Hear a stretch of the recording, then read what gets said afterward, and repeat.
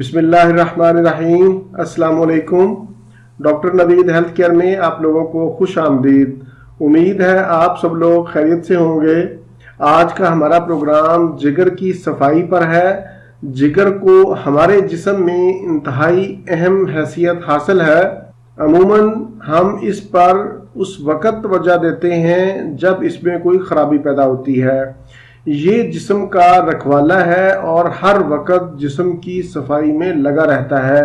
यूं समझ लें कि जिस तरह खाने के बाद खाने की मेज़ की सफाई ज़रूरी होती है, इसी तरह ग़िज़ा के हज़म होने के बाद जिस्म को सफाई की ज़रूरत होती है। हम जो कुछ भी खाते हैं वो हमारे जिगर से ही गुजर कर जाता है। जो भी ग़िज़ा हम खाते हैं उसे जिगर तवानाई में तब्दील करता है और जिस्म से जहरीले मादों को खारिज करता है।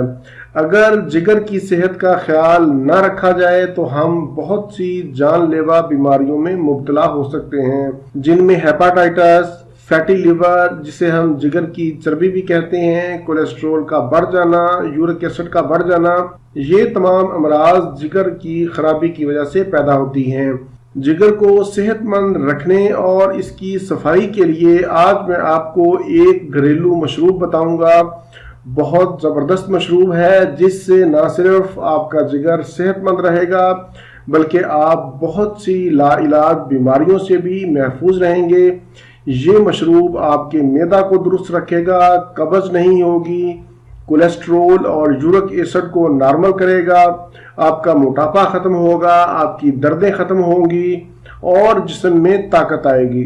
मशरूब बताने से पहले मैं आपको जिगर की खराबी की चंद अहम अलामात बताना चाहता हूँ और उसकी हिफाजती तदाबीर।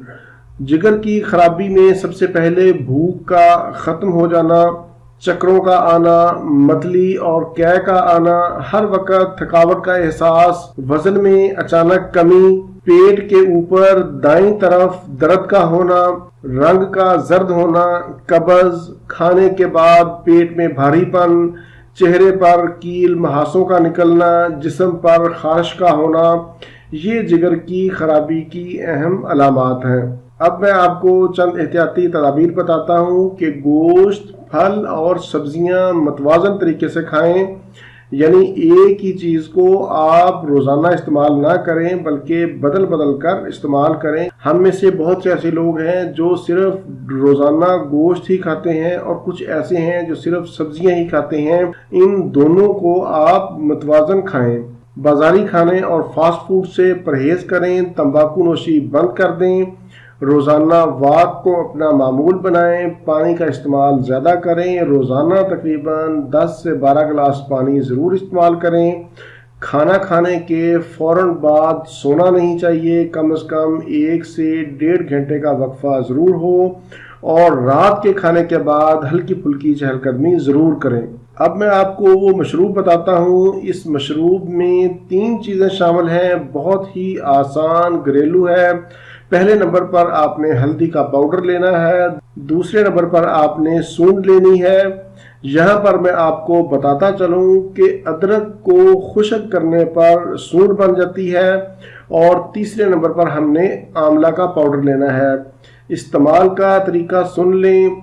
हल्दी का पाउडर आपने आधा चम्मच लेना है खाने वाला, सूंड आपने 1 चम्मच का चौथाई हिस्सा लेना है और आंवला पाउडर आपने आधा चम्मच लेना है।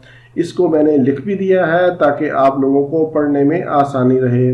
तीनों चीज़ों को मिक्स करके रात को सोने से पहले 1 कप या 1 गिलास गर्म पानी के साथ ये पाउडर खा लें। ये एक खुराक है, इसको आप पानी में हल करके भी पी सकते हैं। ये मशरूब कड़वा नहीं होता। सारी चीज़ों को पीसकर अलग अलग रख लें और रात को 1 गिलास पानी के साथ जो मिकदार मैंने बताई है इस्तेमाल करें। और ये मशरूब पीने के बाद आपने कोई चीज़ नहीं खानी, सो जाना है। इंशाअल्लाह सुबह पाखाना के रास्ते आपके जिस्म के तमाम जहरीले मादे खारिज हो जाएंगे और आप सेहतमंद ज़िंदगी गुजारेंगे। इस मशरूब को शुगर और ब्लड प्रेशर वाले मरीज भी इस्तेमाल कर सकते हैं। इसको उस वक्त तक इस्तेमाल करें जब तक आपकी तबीयत में बेहतरी नहीं आ जाती। हल्दी और आंवला पर मेरे अलग से प्रोग्राम मौजूद हैं, उनका लिंक मैंने नीचे डिस्क्रिप्शन में दे दिया है। اگر آپ ان کی ڈیٹیل دیکھنا چاہتے ہیں تو آپ وہاں سے کلک کر سکتے ہیں۔ پروگرام سے متعلق کوئی بھی سوال ہو تو آپ نیچے کومنٹس میں ضرور پوچھیں۔ اسی کے ساتھ مجھے اجازت دیجیے، دوبارہ کسی نئی معلوماتی ویڈیو کے ساتھ آپ کی خدمت میں پھر حاضر ہوں گا۔ تب تک کے لیے اجازت، اللہ حافظ، والسلام۔